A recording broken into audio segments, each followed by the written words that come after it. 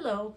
After my last video on Isaiah 9:6, I received a nice list from my friend Don. He had compiled a list of other people in Scripture who were called Father.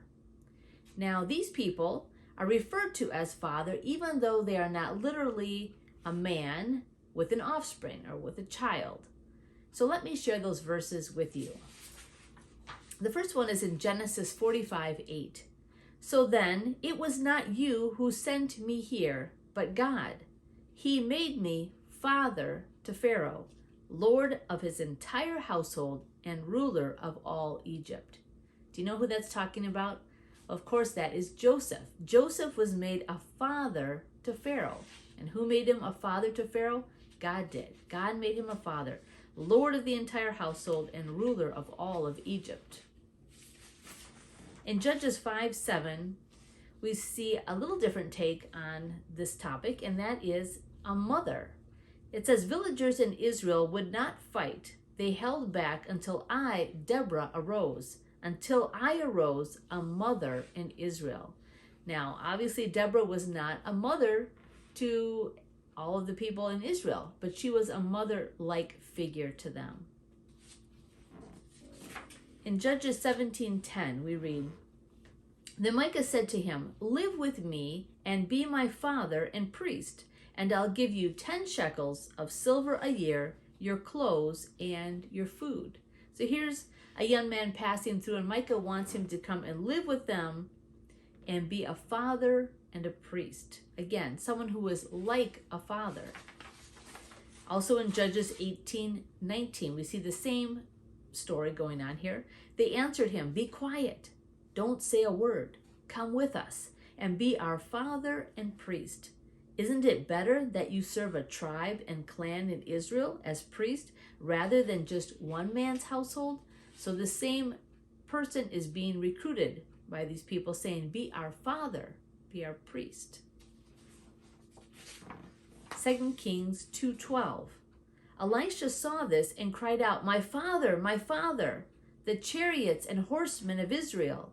And Elisha saw him no more. Then he took hold of his garment and tore it in two. So this is when Elisha is speaking to Elijah. So he's calling Elijah his father, my father, my father. And of course, Elijah was not a literal physical father to Elisha. Next in 2 Kings 6:21. When the king of Israel saw them, he asked Elisha, Shall I kill them, my father? Shall I kill them?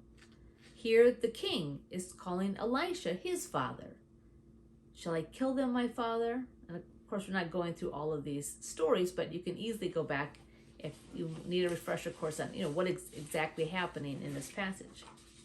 Next one in 2 Kings 13:14. Now Elisha had been suffering from the illness from which he died. Jehoash, king of Israel, went down to see him and wept over him.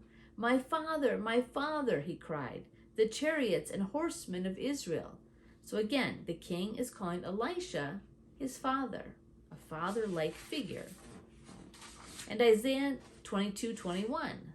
I will clothe him with your robe and fasten your sash around him and hand your authority over to him. He will be a father to those who live in Jerusalem and to the people of Judah. Now here, this is talking about Eliakim. Eliakim is going to be a father to those who live in Jerusalem and to the people of Judah.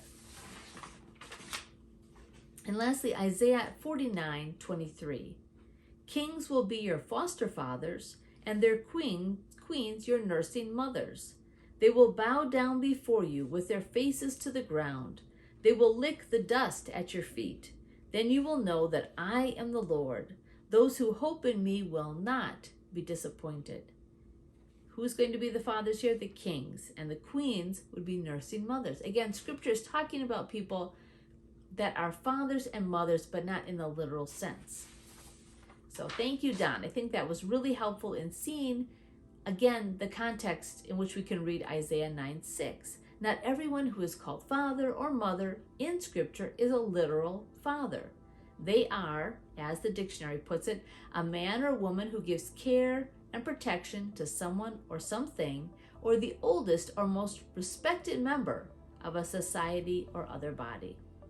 Next time, let's plan to explore some Old Testament prophecies that also point to who Jesus is. Well, take care. Have a good day.